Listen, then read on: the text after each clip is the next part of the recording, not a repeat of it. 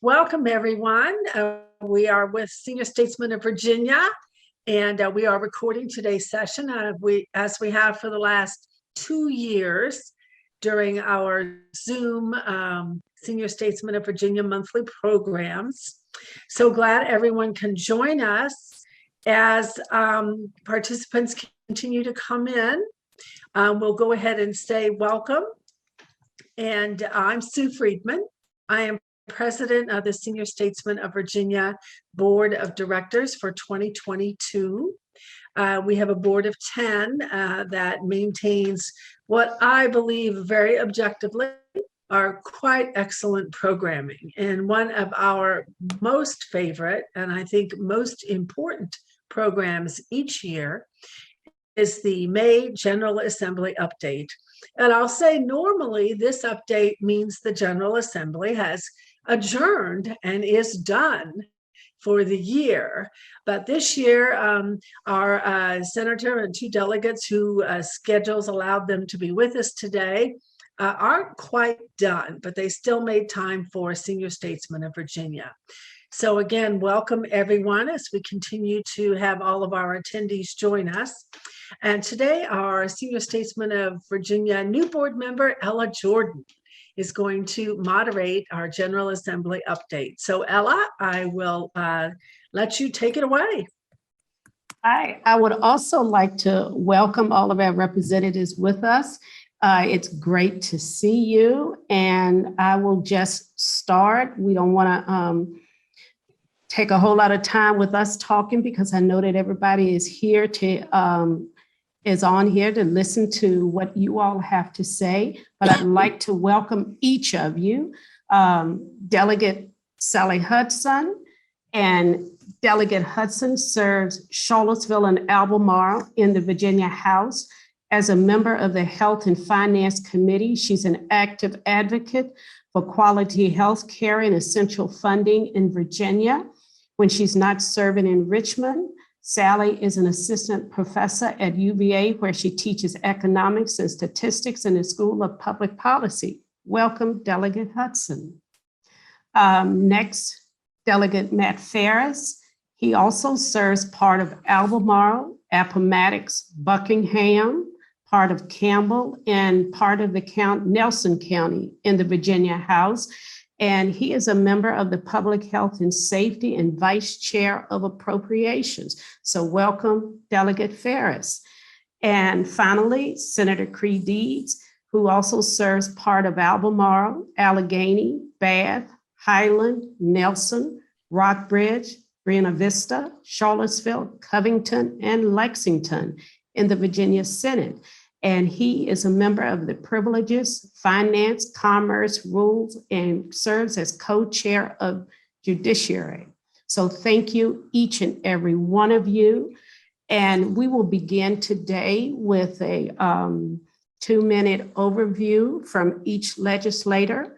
Just to let you know, I did pull straws. I put them in a cup and pull straws for order that you will go, and I will rotate with each of you. And so we're going to start with Senator Deeds, and with 2 minutes, please just tell us what you'd like to start off with. Sure. Thanks so much, Ella. It's really great to be here. 2 minutes goes by fast. Let me thank you all for being present. I look forward to the time soon when we can meet in person. This year's General Assembly was interesting in that the parties changed somewhat.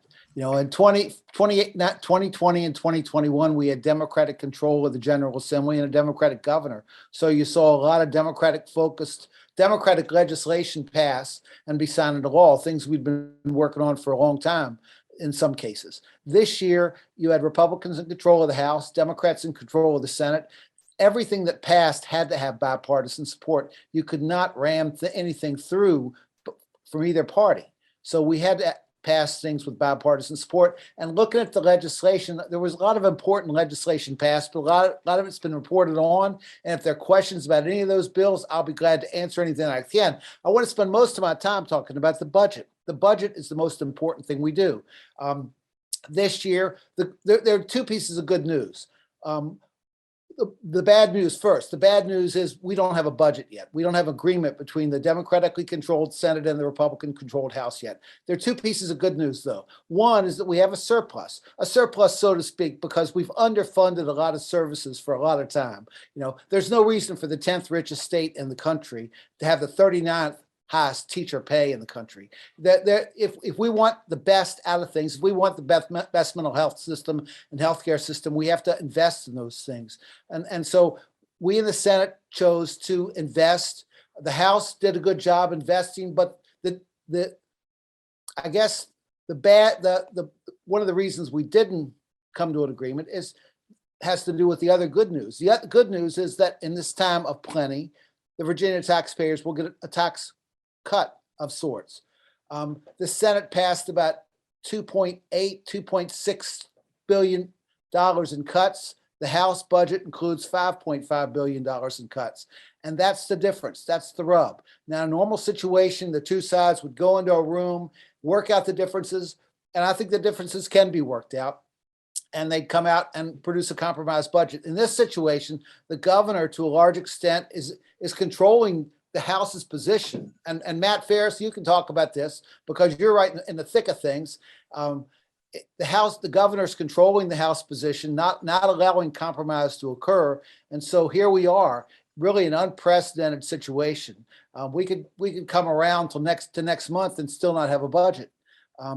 But if we don't have a budget by the 30th of June, if we don't have a budget by the 1st of July, government will shut down, and we can't allow that to happen.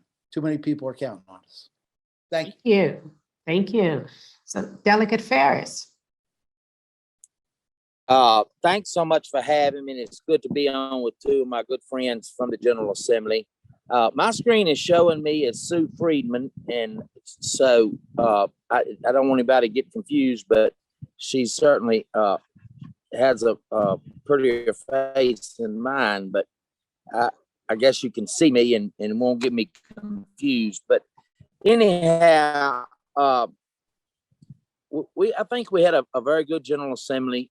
We had some contentious things we were working on, and Cree is right. The governor, of course, is on the House Republican side. He didn't control us very much going in and to start, but we certainly had to consider what he wanted to do in the end, because he has to sign all of this to make it legislation. There were some things that we wanted to get done that he wasn't ready to do, and so we didn't get done. But I think all in all, we had a good General Assembly. I think the House has a really good budget. It's like Cree said, we gave more tax cuts than the Senate side. I will say that when you give this money back, I think everything we gave back is short term. So except for some meals, some grocery tax and those kind of things, I hope we won't need it in the future.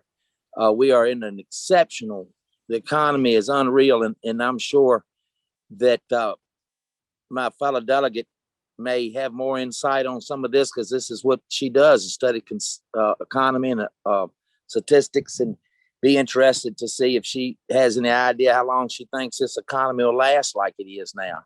But I'm very proud of the House budget.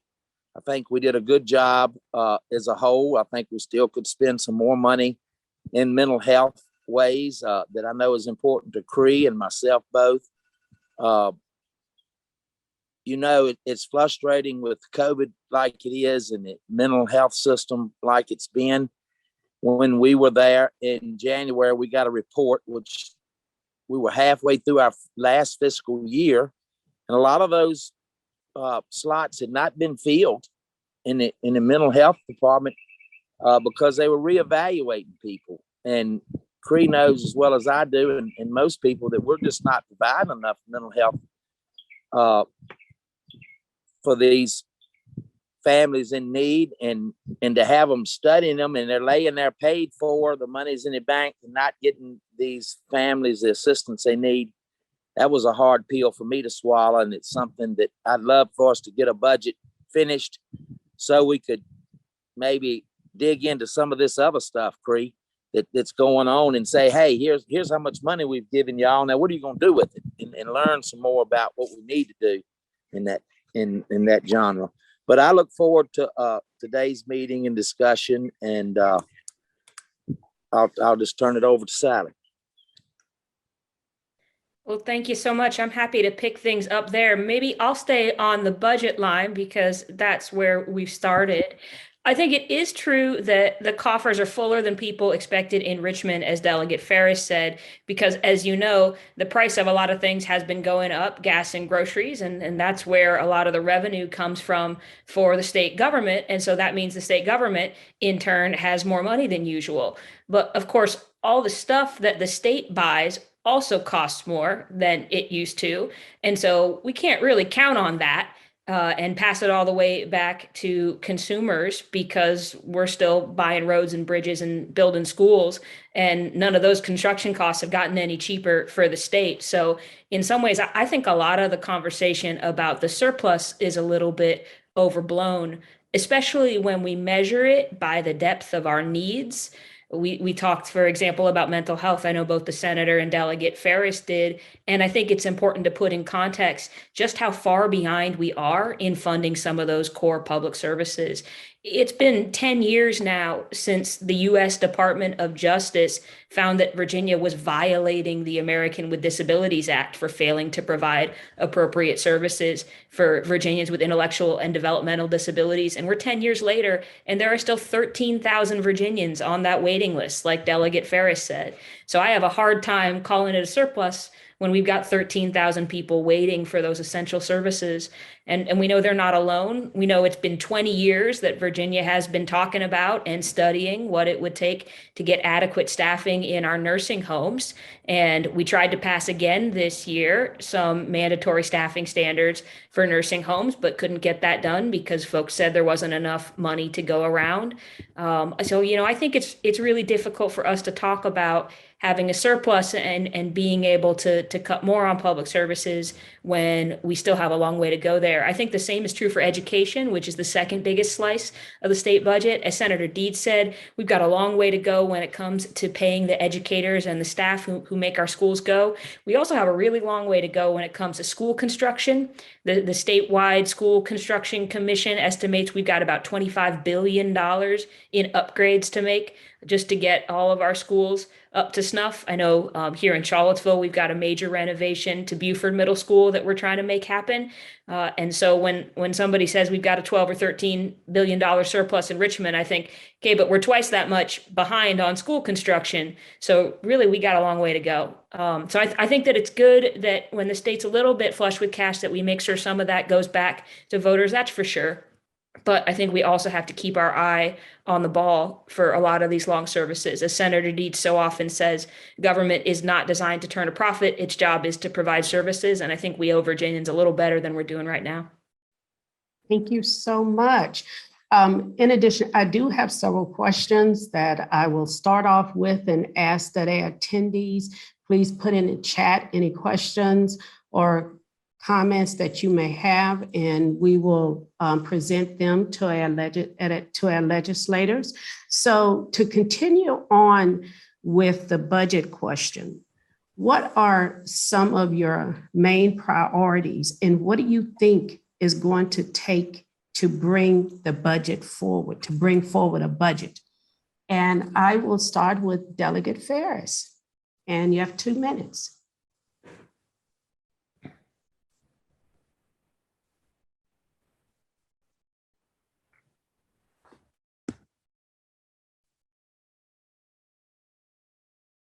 Okay. Delegate Ferris, I think you're still on mute. You're mute. You're on mute. Okay, how about now? There you go. Yes. Is this better? Great. All right. Yes. Yeah.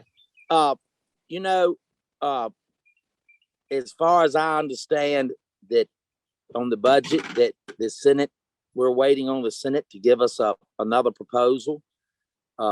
We rejected the last two because honestly, I don't think it was much change in those in their position on the budget.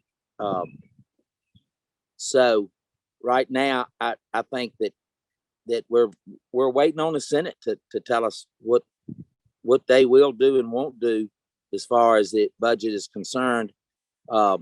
Again, the governor's playing a big part of that, and I think there's some personal differences with some senators and the governor, and we'll have those. I hope that both sides will sit down and really iron some of this out and work on some of this. I think one of the biggest differences is the tax cuts going back to the people, and I agree with Sally that we don't need to send it all back, and I'm sure Senator Deeds agrees with that.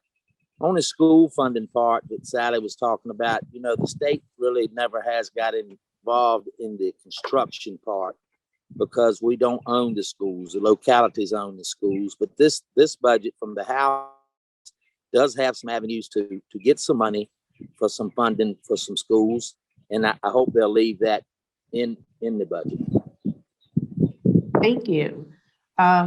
Delegate Hudson. Sure. Well, I'll pick up where Delegate Ferris left off. There is money in both the House and Senate budgets for some school construction, but I think the differences between them matter. One, the Senate put twice as much in for school construction as the House. And two, the Senate money is grants and not loans. And that makes a big difference because right now our localities are, most of them, already up against their debt capacity. So they don't have a lot more room to work in terms of taking on more debt, nor do they have local revenue streams to pay those loans back, which is really important. At the same time, there's not enough money in either budget for school construction. It's somewhere in the neighborhood of $500 million to $1 billion. So it's kind of a drop in the bucket of a $25 billion problem. But I think one constructive thing that I hope comes out of the budget process is that the state, which up until now has told localities it's not going to do its part to help fund schools construction, is to give the localities more tools to raise revenue if they need to, because the House was unwilling to pass some of the bills that Senator Deeds and I carried that passed the Senate with a lot of bipartisan support that would have given local governments some of those tax revenue sources. Because right now the House Republican position is, we don't want to pay for it and we don't want you to pay for it either. So I guess it just can't get done. That's frustrating to me. I will say that the piece of the budget conversation that I have heard moving in the last week that I find most optimistic is that Governor Youngkin is coming around to the Senate position on early childhood education. He put out an important press release last week saying that he thinks it's important that the House move in the Senate direction on that. I think he's hearing from parents and from educators and also from businesses that folks can't get back to work and we can't get back on track unless people have a safe and healthy place for their kids to go during the day. And so I think there's a lot of work to be done there. I hope that both sides can see eye to eye on that piece in particular. And I'll just pick up there where Delegate Hudson left off. I was really pleased to see the governor's announcement with respect to early childhood education. But, I sat there and listened to his speech in January, and he basically endorsed 90% of what Ralph Northam left in his introduced budget. He endorsed it, and then he pushed this tax cut agenda that jeopardizes a lot of that spending. How can you do both things?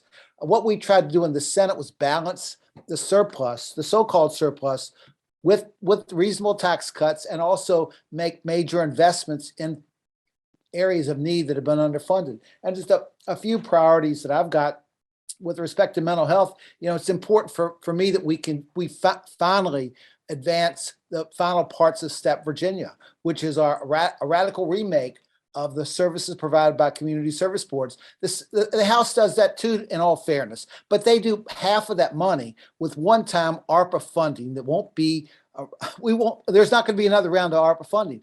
The STEP Virginia money has to be baseline built into the budget every single year. It's not good enough. It's simply not good enough for us to say for 2 years, we're going to provide for the last 3 steps of STEP Virginia, and then we're going to cut it off. That's unacceptable. We have to do a better job with school construction. We have to do a better job with teacher pay increases.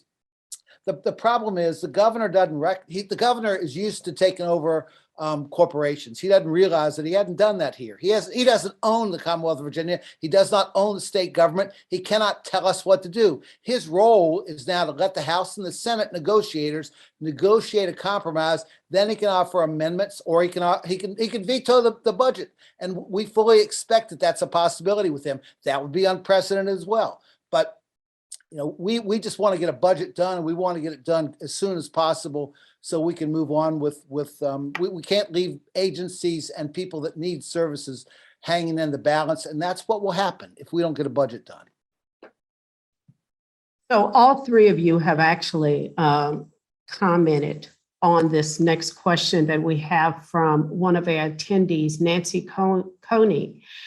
She said, I would like the legislators to comment on prioritizing spending, particularly with respect to mental health and what might be considered unnecessary school construction, which is the responsibility of the localities.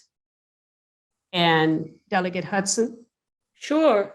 So I'm very happy for local government to take on some of the project of school construction. Where we have struggled in Richmond is that we live in a Dillon rule state. And so that means that local governments can't do things unless they are explicitly authorized by the state. And so on behalf of some localities like Charlottesville City and also Prince Edward County and Isle of Wight this year, some of the legislators came to Richmond with requests from their localities to levy a temporary sales tax for the purpose of doing school renovation. And all of those schools have the same problem. They've got parts of the building that aren't ADA compliant. So you've got kids in wheelchairs who can't get where they're going. They've got leaky roofs and gymnasiums. They've got too few windows and not enough fresh air. And especially these days, they need to upgrade very old HVAC systems. The kind of things that happen when you've got a school that's 50 years old. Something like half of Virginia's schools are 50 years old or older, and almost 40% of them are at or above capacity. So there's a lot of school construction and renovation that needs to happen in Virginia. That's what the bipartisan commission concluded in its study. And so I don't have strong feelings about whether local government or state government should take that up, but I do have a challenge with the state saying no to local governments who have clear plans for renovation, who send their legislators to Richmond to say, Mother, may I, can we raise the money to do this project? And then have the House Republicans defeat all those bills, because those bills passed the Senate with wide bipartisan support and were smothered in a little bitty subcommittee in House Finance. So that's where the tug of war currently stands in terms of school construction funding. I think we've talked a fair bit about mental health. I would just add to what Senator Deeds said about STEP Virginia and the importance of those outpatient services. We also have a lot of work to do with our psychiatric hospitals, which we know we had to shut down 5 of those for a while during the last year. And I believe one of them is currently being sued by a family that had an adolescent patient turned away when they needed services. So we're really not holding up our end of the bargain on that one. Just a couple of things. In general, school construction has been a requirement or been a burden for local governments twice in Virginia history, in the 1950s, early 50s, and then again in the late 90s. The state put money into school construction. And then we've always run the literary fund, which is made up basically of fines, traffic fines and fees that localities can borrow against at low interest rates for school construction. But in light of the scope of the problem, a problem that's $25 to $28 billion large, we simply have to come up with a statewide solution. And if we're not willing to do that, we have to be willing to do, as Delegate Hudson and Sally said, we have to be willing to give localities the tools they need to raise the money. And that's what we tried to carry. And there were Democratic bills and Republican bills to do that, and in both the House and the Senate, and they did not pass it in the House. And that has to change. Now, in terms of mental health, not only is the STEP Virginia money is important, but one problem we've got, a serious problem we have at both the CSB level and at the state hospitals. One of the reasons why we had such a problem with the state hospitals last year is staffing. We have to do a better job of taking care of staff. What we found out is that our pay is like in the 10th percentile among people that do that kind of work around the country. So we've set a goal of raising it to the 75th percentile, and that's going to require an awful lot of money. That's a priority. The House has done a pretty good job of funding some pay increases. I think we can probably bend a little bit in that direction on that issue. They're going to have to come back to us on the step, Virginia, and also on a third thing, and that's permanent supportive housing. We found, I mean, the data will show that people who are in crisis, people who struggle with serious mental illness, have the best chance to have a happy life if you can provide them with some long-term stability. And that comes from giving them a long-term permanent place to live, not giving it to them, but providing them an opportunity to have that. And that's permanent supportive housing. The Senate budget does about twice as much money as the House on that. Thank you. Delegate Ferris? All right. So,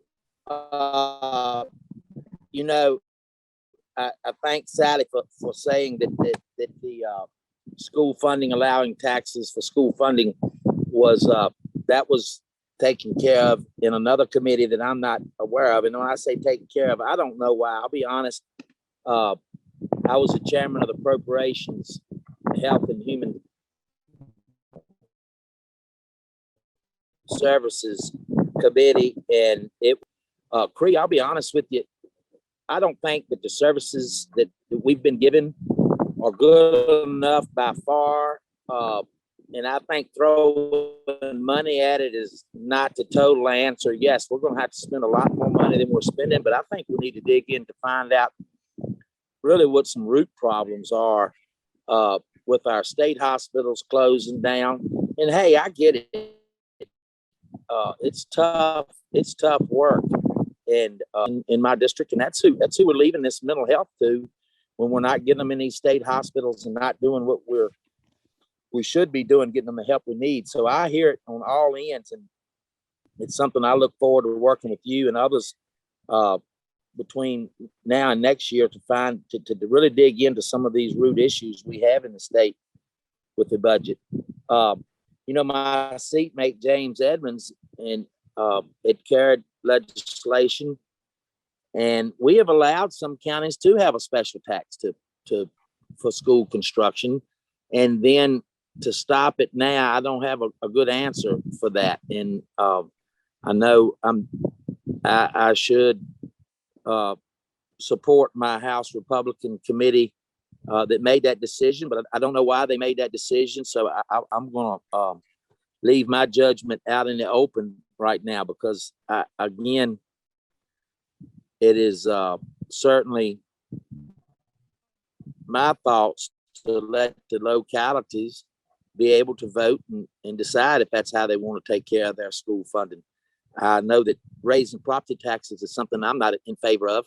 And so if we could raise some sales taxes or do some things like that to do school funding, and that's what the localities support, it's I'm really in favor of it. That we've allowed some localities to do that, and then to stop, really, I don't have a good answer for it. Thank you, Delegate Ferris.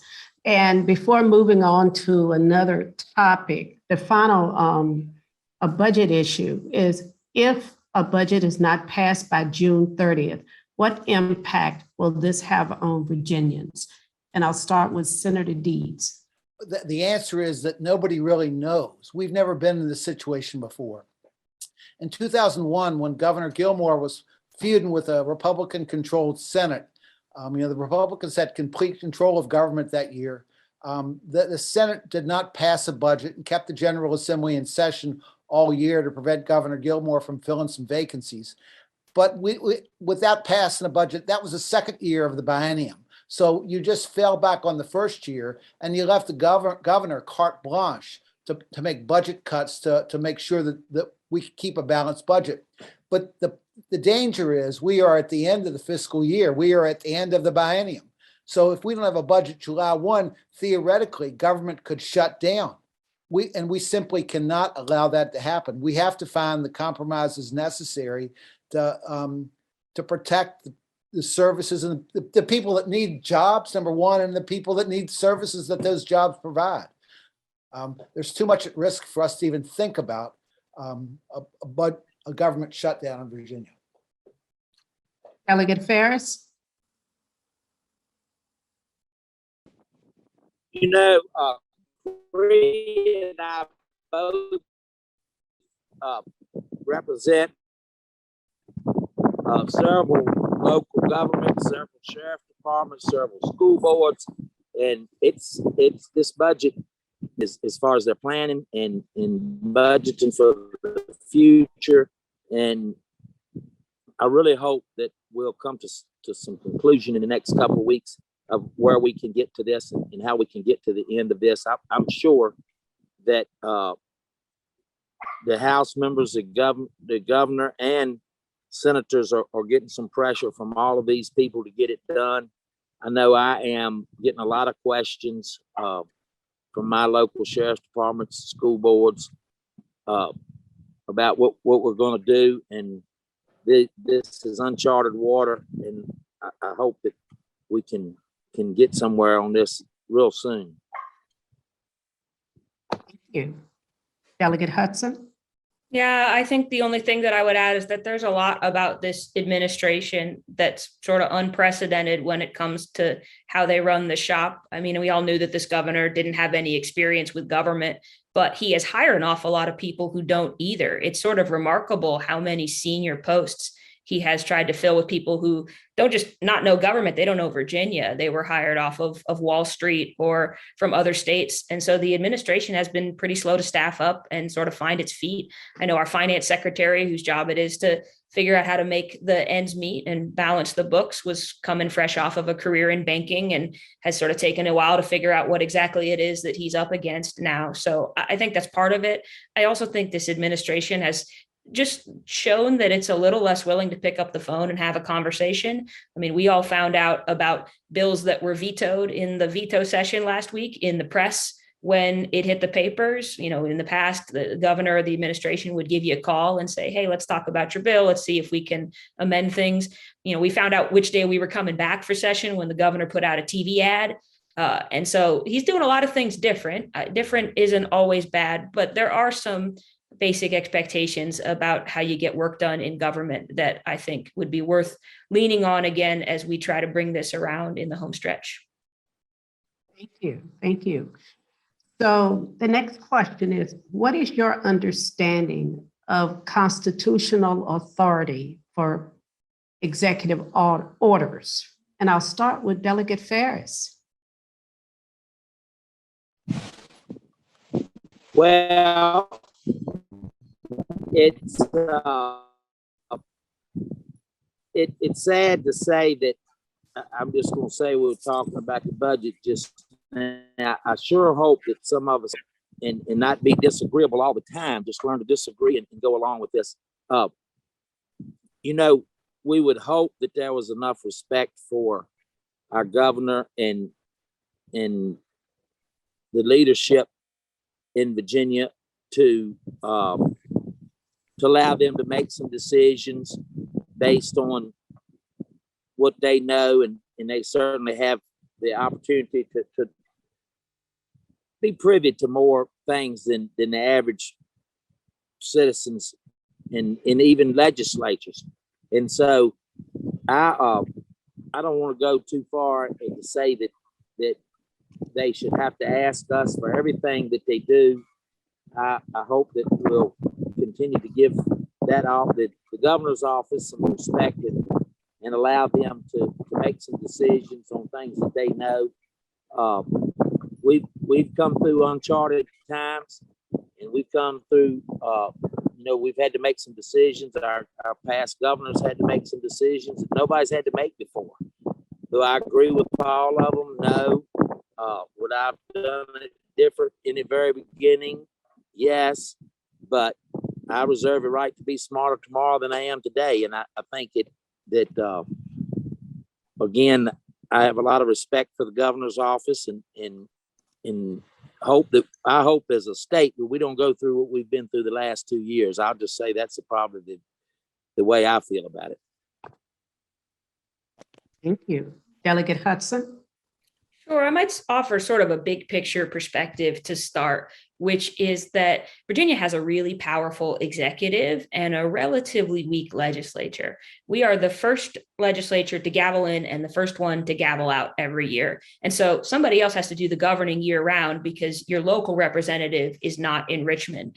And what a lot of the governor's executive authority is designed to do is to allow the executive to act when there's an emergency, but the General Assembly is not convened and it doesn't make sense to move at the pace of passing a full-blown law with that level of scrutiny. And so those are the emergency powers that Governor Northam was calling on when COVID first hit.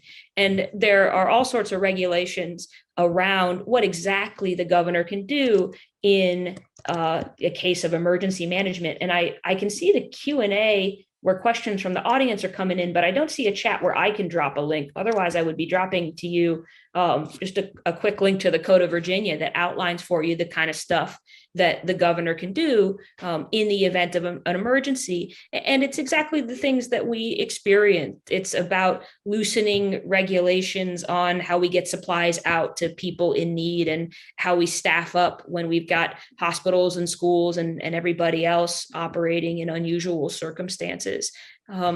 Beyond that, I think that in general, the executive should function in partnership with the legislature because we're the ones there representing each of our communities in every corner of the Commonwealth, and we should move through the legislative process.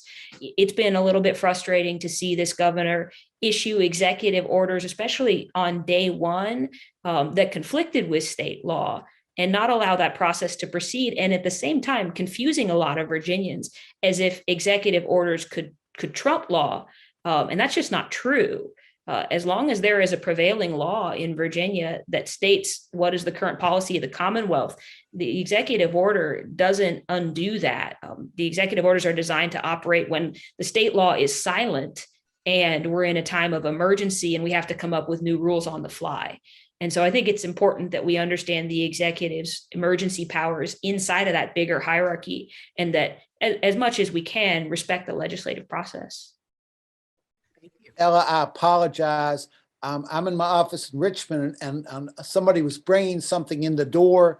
When you asked the question, I didn't really hear it. I understand from Sally and Matt's answers that it has something to do with the governor's emergency powers, but please repeat the question for me. So it's, what is your understanding of constitutional authority for executive orders? Okay, I think there's a lot to what both Sally and Matt said that's correct. Executive orders do not trump the law, but the governor of Virginia has extraordinary powers through the executive authority to act in emergencies and other places where the law is silent. You know, Sally was pointing out how strong Virginia's governor is. You know, at the end of the Reconstruction period, when all the southern states had to be readmitted, they had to write constitutions. They all wrote weak governor constitutions because they've had these generals in charge of the states. Virginia's trade-off, because Virginia is the last state with a one-term governor, but the trade-off is that the executive here, he only has one term, he or she only has one term, but they have an extraordinary amount of executive authority. And that executive authority and the situation where Ralph Northam during the pandemic, he exercised that authority in lots of respects, and the court, for the most part, has upheld his exercise of that authority. But typically, you don't want to see a governor exercise that much control or exercise control over a lot of big situations. You want there to be more of a partnership between the locality and the governor, and between the legislative and executive branches. But the governor does have extraordinary authority. Thank you. I can tack on, Ella, real quick. I do believe that we passed some additional guardrails on executive orders this year that were meant to be partly responsive to this new era that we're living in, where we had state of emergency lasting for a very long time. And so now we have a built-in mechanism that will call the General Assembly back to Richmond within a month or two of every executive order. So the General Assembly the governor can issue it temporarily, and then the General Assembly can come back and either confirm or deny that authority for the long haul, because the executive powers as they were designed were not built to imagine a year or two long pandemic in which we've been operating for the last time. Thank you. And so now I'll go to another audience question. Are you addressing the poor educational situation in Buckingham County? And do we support the children and teachers here? And let's start with Delegate Hudson. I am so glad that I got a chance to talk about this. Just 2 weeks ago, I was down in Prince Edward for a conference for a celebration of the 61st anniversary of the Moton School walkout, and how much work still remains to be done in investing in our schools throughout Central and Southside Virginia, and the long time relationship between massive resistance and the freedom schools and the kindred spirits between Charlottesville and Farmville and all of the communities throughout our area. So I think that there's still a lot of relationships being built up between our community in the Charlottesville area where I live and serve, and also throughout Central and Southside, to continue to raise the call for more investment in our schools, both in the physical buildings and also in the incredible people who make all that education possible. I think Delegate Ferris mentioned one of my favorite Republican colleagues, Jim Edmonds, who was working with me on some of that school funding and those construction bills. And I think he was as frustrated as I was, if not more, that the House could not find bipartisan support this time around for that. So please consider me very deeply in that ongoing work and trying to make it as bipartisan as we can, because our kids definitely need all of us involved in this. Thank you. Senator Deeds. Well, I don't spend as much time in Buckingham County as I once did. And I don't know that the school situation there is any better or worse than it is in a lot of localities. But the fact that someone would raise the issue pointed to problems in one school districts indicate is a big indication of why the state needs to be involved in issues like school construction.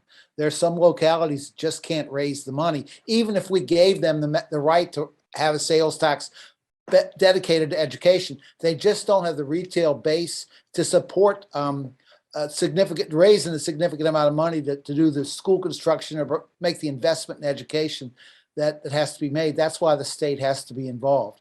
Back in the days when the car tax, Governor Gilmore's car tax was on the line, Emily Kirk, who held the seat that I hold now, was one of the leaders. Emily Kirk and a delegate named Tommy Jackson from Hillsville led the battle to include some school construction, because they understood that the car tax bill was a ploy to send state money to high tax localities. Northern Virginia and Hampton Roads get about 60% of that money. And that's a giant sucking sound from the rural parts of the state. We figured that a way to equalize that was to set up a school construction fund within the state budget. It lasted for about a year, and then it disappeared.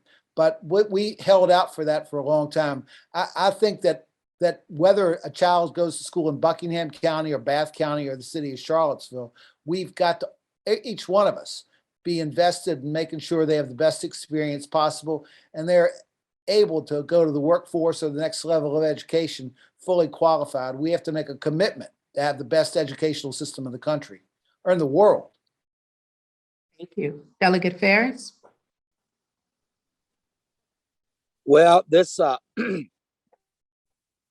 this question was meant for Buckingham schools, and I'll tell y'all a little story when I've less than I know now, not that I know that much, but the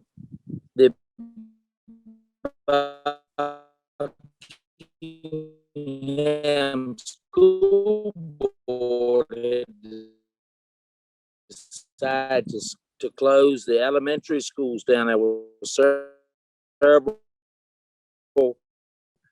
elementary schools scattered throughout the county. Gold Hill was one that I went to. The bathrooms weren't working well. They had a nurse half. It was tough.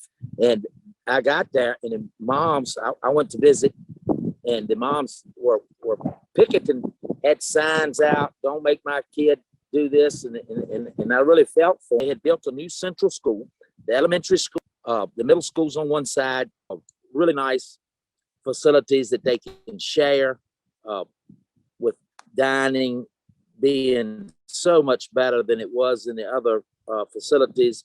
They have full-time nurses.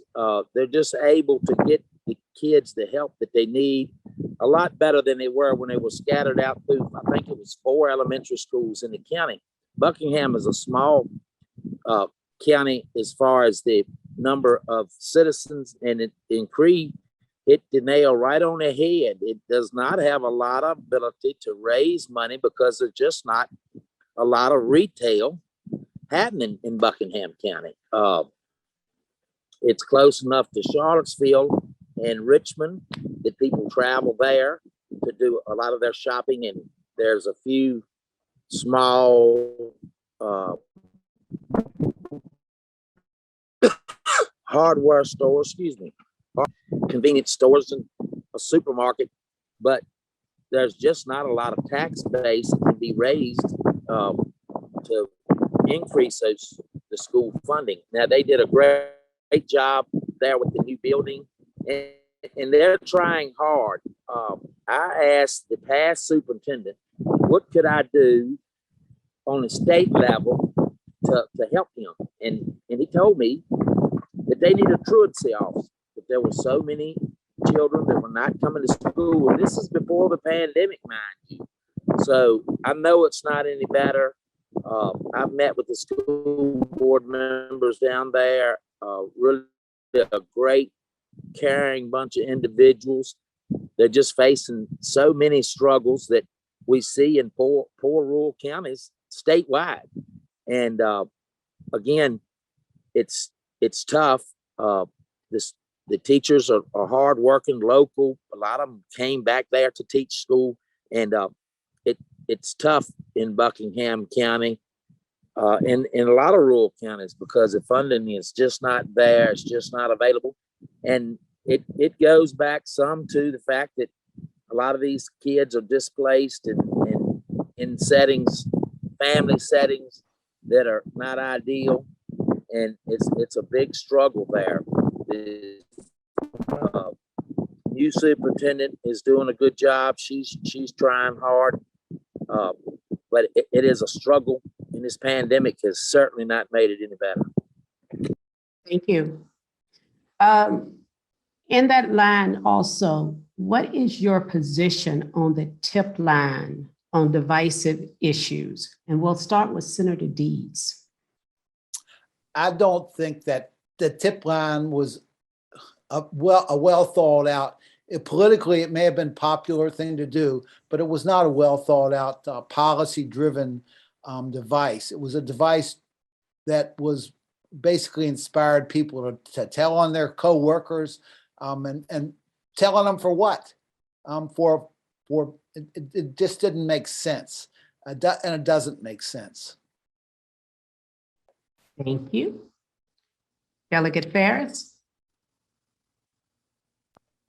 Well, I'm going to disagree a little bit with Cree. I don't do it very often, but I'm going to do it in this case. I know that in just what I was just talking about, it's a lot of situations where there's just not the ability to make a difference. And I worry about my kids personally, my kids in school, how things change if up too many things. I hope that it's not used as a way to try to be used that way some, but I hope it's not. I hope it's more used as a way to bring things to light that are problems, that these kids, in especially poor rural areas, that just don't have anybody to speak up for them and to bring some things to light. And maybe these minorities especially could feel that way, and it would give them the ability to bring some things to light. And I understand, I'm sure it's used negatively, and it will not be used that way anymore than it has to, for sure.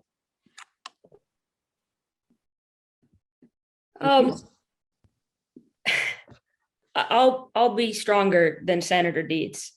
I think it was wrong. I think it was insulting. I think it was abridging our Constitution, which vests the right to supervise our schools in a school board. Students do have somebody that they can talk to, and parents do have a local elected official that they can talk to if they have problems with their schools, and that's their school board.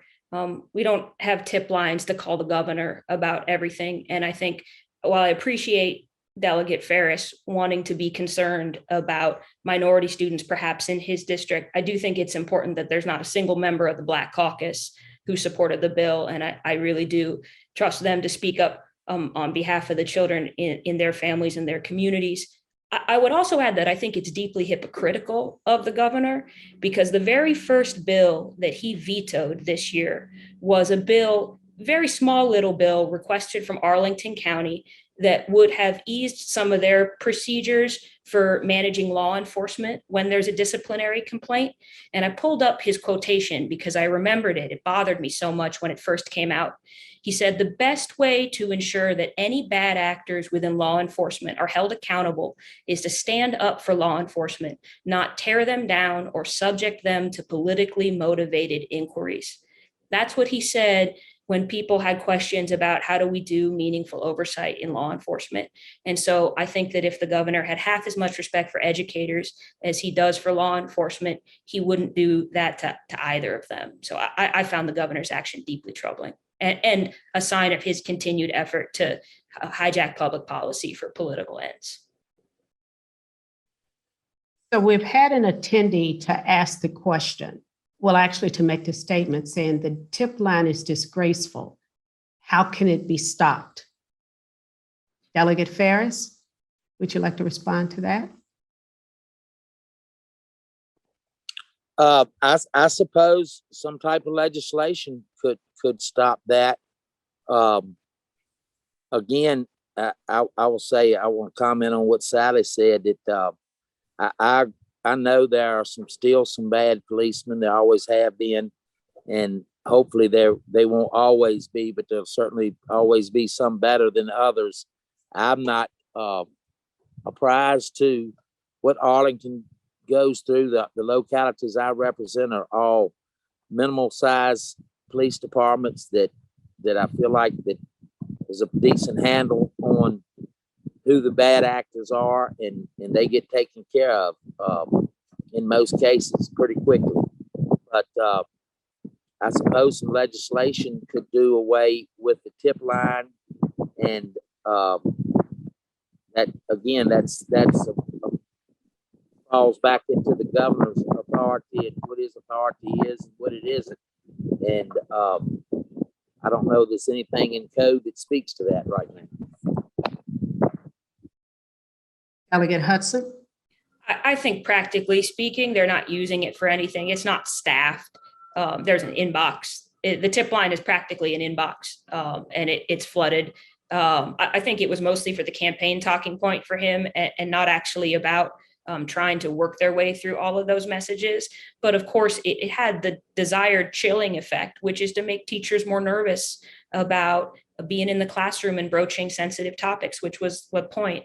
I spent some time in the weeks after the tip line came out attending curriculum workshops with teachers, both in our Charlottesville-Albemarle community and across Virginia, because they wanted to talk about how rightly rattled they were about feeling like they had a governor who didn't trust them to work with children that they had dedicated their careers to.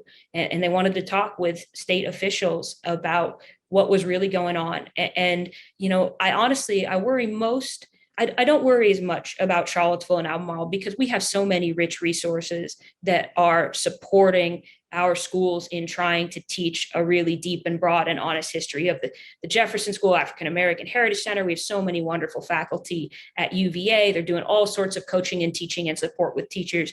I worry more about the smaller and the rural school districts who rely more on state resources because they have less support in-house to develop those things. And they really need a governor and a Department of Education that are leading and spreading resources so that those opportunities are available to all of our students.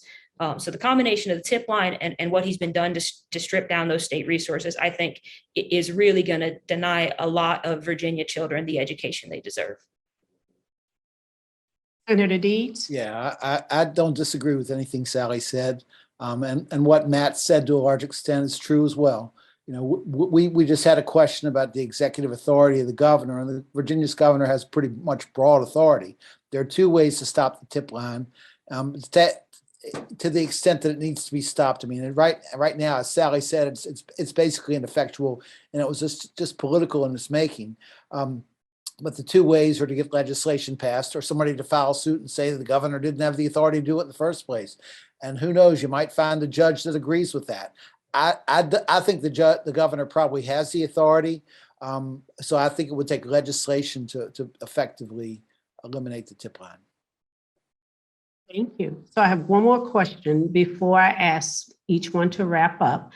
What is your interpretation of the Freedom of Information Act and responsibilities of elected officials? And we will start with Delegate Hudson. That's a great question. And if that person is willing and wants to ask a follow-up just to clarify what they're after in particular, I'll be keeping an eye on the Q&A because there's a lot of ways I could imagine going with that. I think big picture, the Freedom of Information Act is a very good thing because it ensures that the records of the public offices that you're paying tax dollars to run are available to all of the citizens. I think right now in Virginia, our FOIA Act is kind of Swiss cheese. There's an awful lot of holes in it that keep people from having access to the information they need. In particular, that localities can charge really stiff fees for relatively small records requests. And so you may have legal rights to them, but they're out of reach unless you have deep pockets. I think you already paid to create the records as taxpayers. And so getting them back should be relatively low cost. I think in addition, one of the biggest holes in Virginia's FOIA Act is just the giant shield that it gives the governor to call a lot of things working papers, which is exactly the ploy that Governor Youngkin has used to try to keep from releasing any of the records that are coming out of the tip line. So we don't even know what's been sent in there or how it's being processed. He's calling all of that working papers.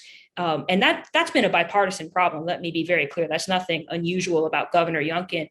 And the state of Virginia has been very slow throughout history to bring the records of the governors, even those working papers, in through the state archives to make them available to people. Maybe Senator Deeds knows for sure, but I think last I checked, they were still working through some of Senator Kane's documents. They hadn't even really gotten into the first McAuliffe administration. So Governor of Virginia is very powerful, and our current Freedom of Information Act gives them a lot of leeway to keep stuff under wraps.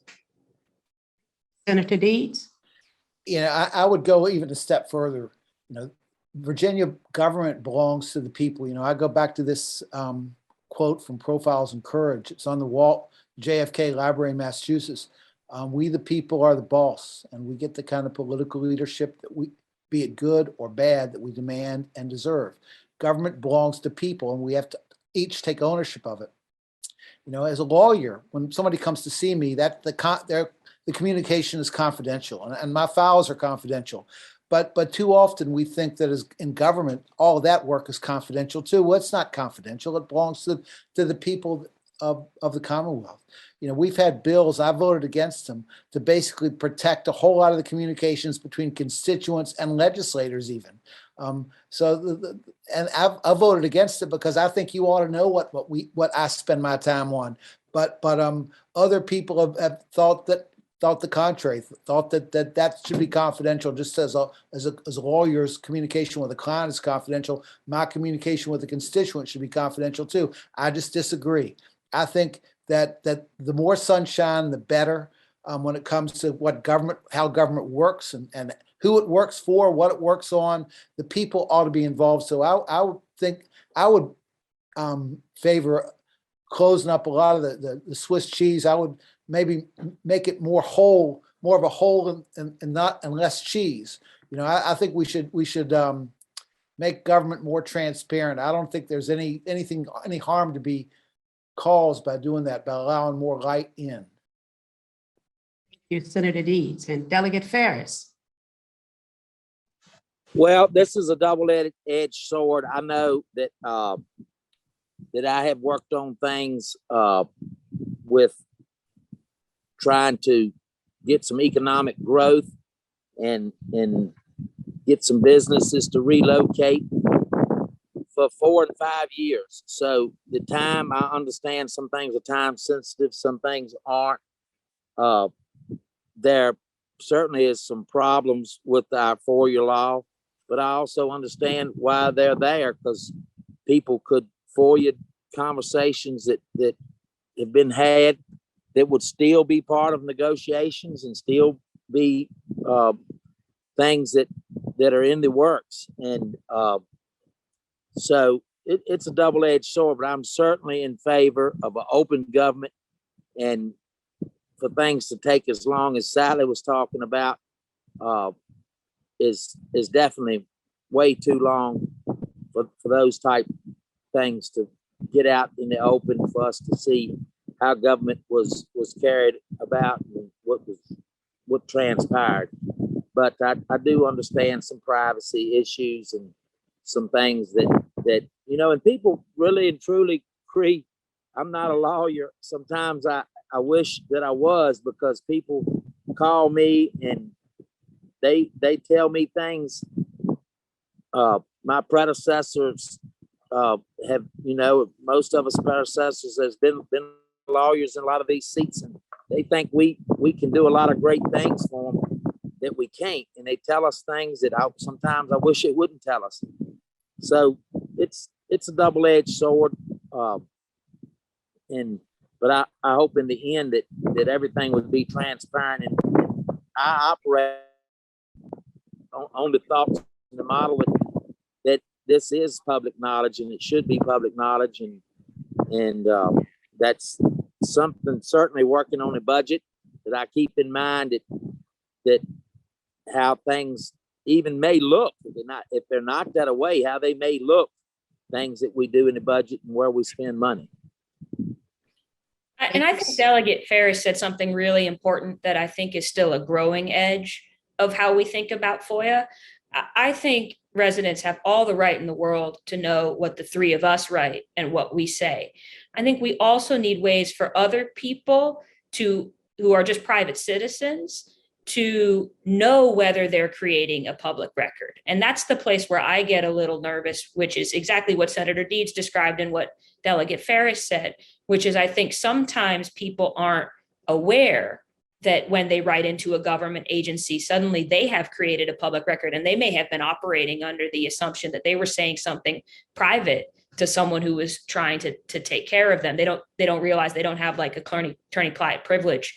And so I think that especially in a world where we're all leaving records of ourselves all over the place all the time, and we know that it's now sort of hard to be forgotten, even if you would like to have some privacy and sort of slip away.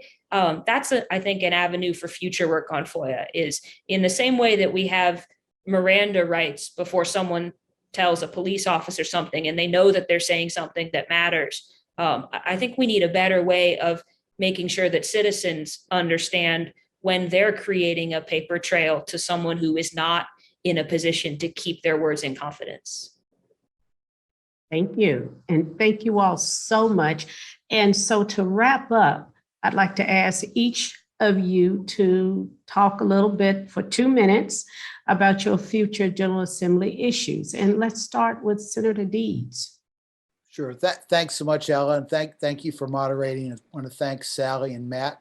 I think everybody benefits from hearing what their elected officials have to say. Maybe we don't have that much good stuff to say very often, but you still need to hear from us.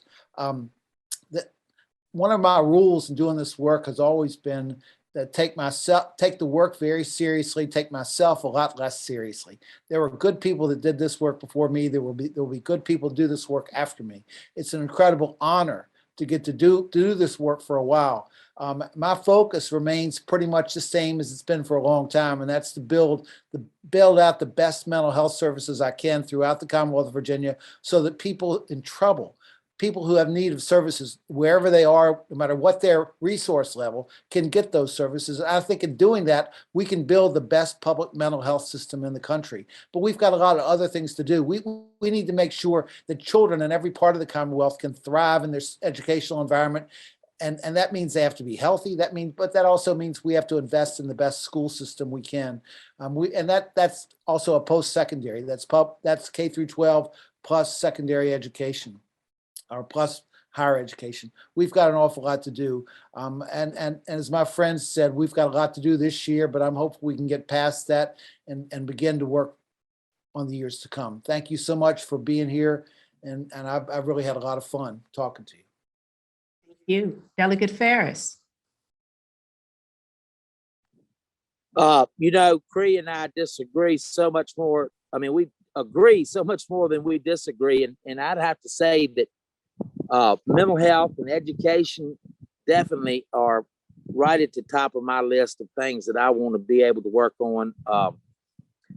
Speaker Eileen Philicorn put me on the commission, the Joint Commission on Healthcare, and I take that very seriously. And then when I found myself as chairman of Appropriations, Health and Human Resources, I've taken that very seriously. The mental health situation in this state is it's just huge, and it leads to criminal activity. It leads to people finding themselves in bad health, all from making poor decisions that go back to some mental health issues that I think if we could cut them off at the pass, it would take a lot of burden off of other places that are important to all of us. And I really look forward to getting to the bottom of some of these mental health waivers and what we can do to help these families and help these individuals that need those issues addressed. And I know Cree has worked on it a long time, and I look forward to continue working with him and coming to some real life, allowing these people to have some real life chances that we hadn't in the past, in my opinion. Thank you. Delegate Hudson. And I guess I'll wrap up by saying that I'm glad that we spent most of our time together talking about health and education, because those are hands down the two biggest things that state government does. I think, Ella, because your question in particular was about our future General Assembly plans, maybe I'll end by talking about two things that we didn't talk at all about today, about how I think about our future and where it's very uncertain. The first is, of course, the news that came out of Washington last week that we should now all expect the Supreme Court to overturn Roe versus Wade, which means that my generation is the first generation of women that is still alive right now staring down a world without abortion rights. I know that my mother didn't think that she was leaving that battle to her daughter.